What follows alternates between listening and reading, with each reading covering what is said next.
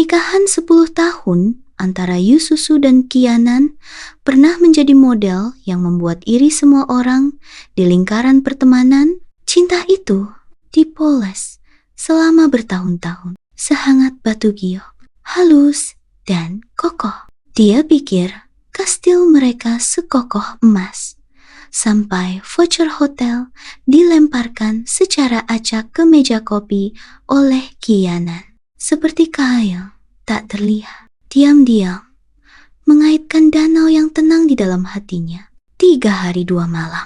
Hotel resort, high-end, kamar double. Itu seharusnya menjadi kelanjutan manis eksklusif untuk mereka berdua. Kata-kata Kianan yang tidak disengaja mendistorsi harapan belaka ini menjadi beberapa pertanda yang tak terkatakan. Lazy juga menggambarnya. Mari kita bepergian untuk 4 orang. Namanya seperti angin yang tak terlihat, menyikat tali paling sensitif di hati Yususu. Lulei telah menjadi saudara laki-laki Kianan yang baik selama lebih dari 10 tahun. Dia sering berkunjung ketika dia dan Siesinyu, sahabatnya, mengeluh tentang suaminya secara pribadi. Tetapi pada saat ini, ketika konsep kamar ganda dan perjalanan 4 orang sangat disandingkan dengan nama Lulei, listrik yang tajam dan aneh, dia melihat kegembiraan yang tidak tersamar di mata Kianan. Dia mencintainya dan sangat mencintainya. Tetapi pada saat ini, beberapa harapan aneh dan bersalah diam-diam tumbuh di dalam hatinya. Di bawah penampilan pernikahan yang sempurna, benih yang disebut variabel telah ditanam dengan tenang. Malam itu seperti tirai lembut, dengan lembut memisahkan kebisingan dan masalah kota. Yususu keluar dari kamar mandi. Airnya mengepul dan udara mandek dalam sekejap. Dia tidak memiliki gumpalan pakaian, hanya pita merah cerah, seperti ular berliku, melilit dadanya yang montok, menguraikan pinggangnya yang ketat, dan akhirnya membuat simpul longgar di akar kakinya. Ini bukan hanya godaan bagi suaminya, tetapi juga pengorbanan dari beberapa keinginan yang tidak diketahui untuk dirinya sendiri. Mata Kianan langsung menyala, yang merupakan keinginan posesif pria yang paling primitif dan tidak tersamar. Dia seperti binatang buas yang siap untuk pergi, dan telapak tangannya yang kasar membelai setiap inci kulit di bawah pitanya. Sentuhan itu membuat jantung Yususu bergetar dan merasakan kenikmatan yang aneh dan provokatif. Alasannya, seperti pita longgar pada saat itu, mungkin terlepas kapan saja, membawanya ke keinginan primitif yang lebih dalam. Malam ini, kamu adalah hadiahku. Suara Yususu, serak yang tidak pernah dia perhatikan, dan setiap kata seperti pengait, dengan kuat mengaitkan jiwa Kianan. Dia mengangkatnya dan mengusap pita di kulitnya, membuat sedikit suara yang seperti katalisator yang menyulut semua keinginan tersembunyi di udara. Mereka melepaskan naluri paling primitif mereka di depan cermin dan di tempat tidur. Yususu membuka kakinya dan menghadapinya. Keinginan yang tidak tersamar itu adalah perlawanan diam terhadap pola pernikahan 10 tahun dan godaan halus terhadap batas-batas moral. Kesadarannya melayang dalam kesenangan. Dengan mata bersemangat, suaminya di depan matanya dan bisikan terengah-engah di telinganya. Tetapi jauh di dalam hatinya, ada suara kecil bergumam, itu tidak cukup. Apakah ada sesuatu yang lebih menarik di luar sasaran? Dia tidak tahu apakah tiket liburan itu kunci surga atau prolog ke neraka. Tiba di resort, matahari bersinar dan tertawa. Lulei dan istrinya Siesinyu telah menunggu lebih awal, dan mereka berempat bertemu dalam suasana yang hangat dan harmonis, seperti pertemuan teman-teman biasa. Kianan dan Lulei sangat mencintai satu sama lain, dan sahabat Yususu dan Xie Xinyu juga berbicara dengan bahagia. Semuanya tampak begitu harmonis dan sempurna seperti iklan. Arus bawah sudah melonjak. Sore harinya, mereka berempat pergi ke desa Tanjin untuk berkunjung. Desa ini kuno dan jalan setapaknya berliku. Yanan tiba-tiba menerima telepon dari perusahaan dan untuk sementara dipanggil untuk menangani keadaan darurat. Xie Xinyu tertarik oleh toko khusus kecil dan masuk. Dalam sekejap, Yususu dan Lulei secara mengejutkan ditinggalkan di tempatnya. Udara dipenuhi dengan jejak dan beberapa harapan yang tak terkatakan. Lulei melamar untuk duduk di stand makanan ringan, dan Yususu setuju. Duduk di sudut hanya mereka berdua, mengobrol tentang topik yang tidak relatif, sampai Lulei secara tidak sengaja menyentuh tangannya di atas meja.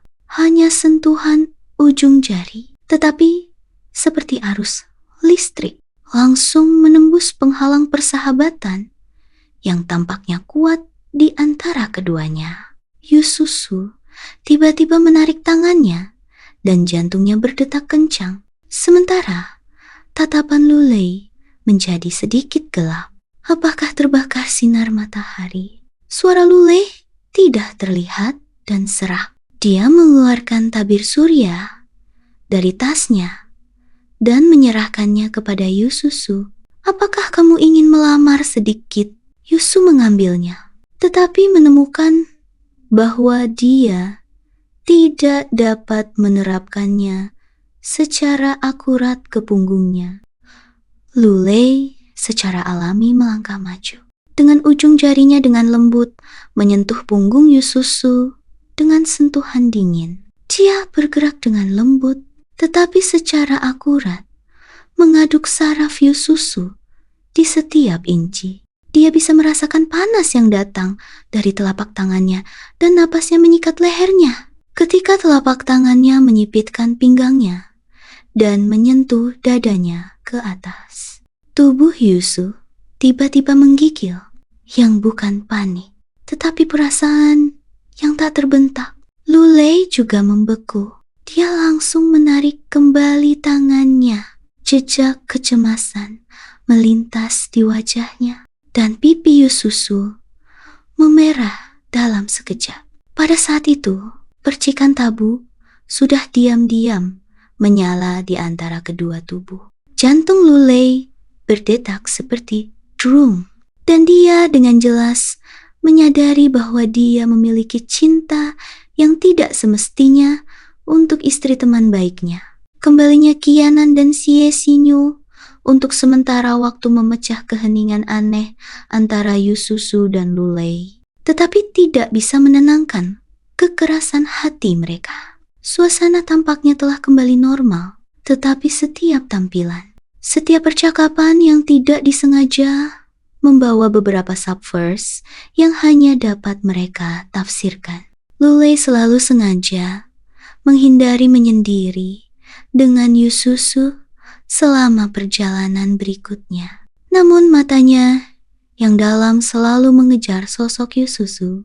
Suatu sore, mereka beristirahat di sebuah toko pinggir jalan. Yususu membeli hotdog dan begitu dia menggigit, Kianan tertarik dengan souvenir di sebelahnya. Lulei datang secara alami dan matanya tetap pada noda minyak di bibirnya sejenak. Dia mengulurkan tangannya dan dengan lembut menyeka sudut bibirnya dengan ujung jarinya. Dan kemudian bibirnya menutupinya, berisi hotdog yang belum sepenuhnya tertelan. Bersama dengan bibirnya, itu adalah ciuman singkat tapi mematikan. Dengan aroma makanan yang dicampur dengan stimulasi tabu. Tubuh Yususu menegang dan otaknya kosong. Gerakan Lulei begitu berani dan memprovokasi, tetapi dengan ketertarikan yang tak tertahankan. Dia merasakan ujung lidahnya dan panas yang menyebar dari mulutnya.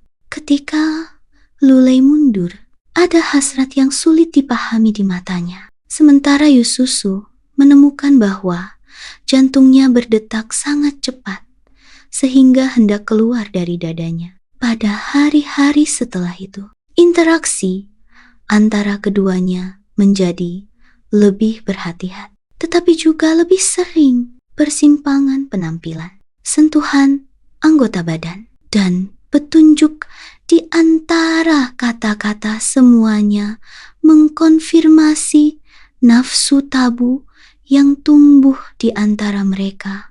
Lulei berjuang keras di dalam hatinya. Dia tahu bahwa itu adalah pengkhianatan terhadap saudaranya. Tetapi setiap senyum dan setiap tindakan kasual Yususu dengan kuat menahan matanya seperti magnet, Yususu juga menderita. Dia menikmati stimulasi berbahaya ini. Tetapi dia juga takut jika diekspos. Itu akan menghancurkan semua yang dia miliki. Saat makan malam, Lulei berkata di meja anggur, "Seberapa buruk orang jahat seperti kita. Ini lebih seperti batu yang dilemparkan ke danau yang tenang, mengaduk bagian terdalam dari hati mereka dan menggembar-gemborkan hilangnya kendali yang akan segera terjadi." Saat malam tiba, resor spa diselimuti ketenangan.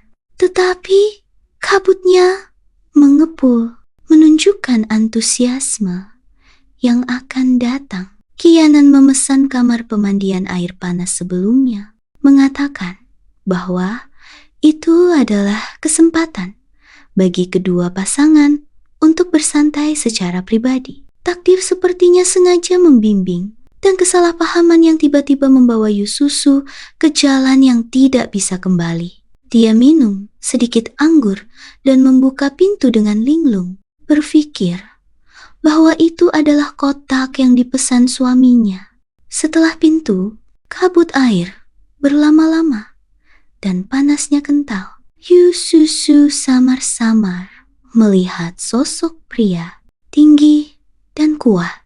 Dia dengan lembut memanggil Ya An-an, tetapi tidak menerima tanggapan. Pria itu perlahan berbalik, mengungkapkan garis besar yang jelas, yaitu Lulei. Kemabukan Yususu setengah terjaga dalam sekejap, tetapi tubuhnya sepertinya sudah diperbaiki. Lulei juga jelas tertegun. Dia sepertinya baru saja bangun dari air. Dadanya yang kuat, otot perutnya yang bergaris baik, dan napas pria-pria sangat agresif di udara lembab. Hanya ada dua dari mereka di dalam kotak yang sangat sunyi, sehingga hanya suara air dan detak jantung mereka yang cepat yang tersisa. Kebakaran tabu yang telah lama tertekan menemukan jalan keluar untuk letusan saat ini.